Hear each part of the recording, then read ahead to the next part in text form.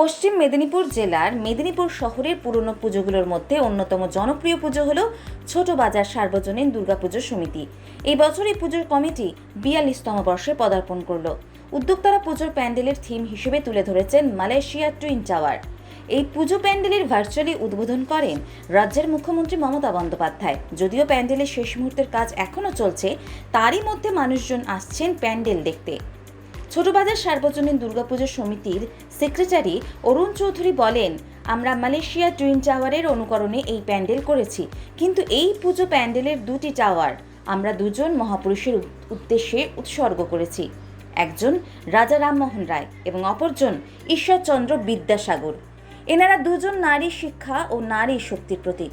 নারীদের ক্ষেত্রে বাংলা তথা সারা বিশ্বকে এই মহাপুরুষরাই পথ দেখিয়েছেন।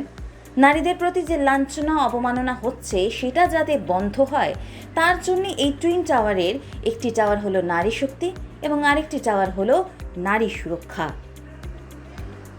এই ক্লাবটার নাম কি? ছোট বাজার সার্বজনীন দুর্গোৎসব সমিতি। এটা এই বছর কত বছরে পড়লো? এটা হচ্ছে 82তম পুজো এবং 81 বছরের পুজো। আচ্ছা, the oldest Puja of Midnapore town. তো এই বছর আপনারা মোটামুটি কী থিম তুলে ধরছেন? আমরা করেছি বাংলায় ভারতের পথপ্রদর্শক। এই থিমটা হচ্ছে বাংলায় ভারতের পথপ্রদর্শক। তার কারণ হচ্ছে আমরা এই যে সবাই দেখছেন যে সবাই দেখছেন আপনারা তো যে টুইন টাওয়ার করেছি। টুইন টাওয়ার মানে স্তম্ভ, টাওয়ার মানে স্তম্ভ। তো এখন এটা হচ্ছে অনুকরণ হচ্ছে আপনার মালয়েশিয়ার অনুকরণে, নার লোকের ভালো লাগবে না, কিন্তু আমরা এটা উৎসর্গ করেছি আমাদের দুই মহাপ্রাণ প্রাতঃস্মরণীয় মহাপুরুষের উদ্দেশ্যে। তিনি হচ্ছেন বিদ্যাসাগর এবং রামমোহন, যারা হচ্ছে নারী মুক্তি, নারী শক্তি, নারী শিক্ষা প্রতীক। আজকে নারী যারা বলছে বিধবা বিবাহ থেকে আরম্ভ করে, তারা কিন্তু এই দুজনই পথপ্রদর্শক। এরা বাংলায় কিন্তু গোটা বিশ্বকে পথ দেখিয়েছে। 1829 সালের 26শে জুলাই প্রথম রামমোহন তার বৌদির আত্মনাদ শুনে, জ্বলন্ত আত্মনাদ শুনে তিনি তার রোধ করেন, নতুন আইন আনেন, সতীদাহ প্রথা বন্ধ। আবার তারপরে প্রথম শুরু হয় নারীদের এগিয়ে চলার পথের প্রথম পদক্ষেপ।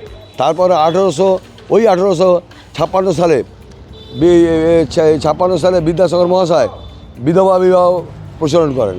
তখন দেখা যায় প্রচুর কম বয়সে একসঙ্গে 20টা-25টা লোক বিয়ে করতো, মারা যেত এবং বিধবা বেড়ে গেল।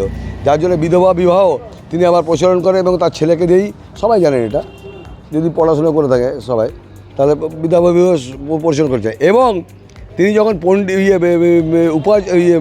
মানে অধ্যক্ষ হন সংস্কৃত কলেজের, তিনি ওই বছর বাংলায় 35টি মহিলা বিদ্যালয় চালু করেন। শিক্ষার প্রসারের ক্ষেত্রে বিদ্যাসাগর হচ্ছে অগ্রণী।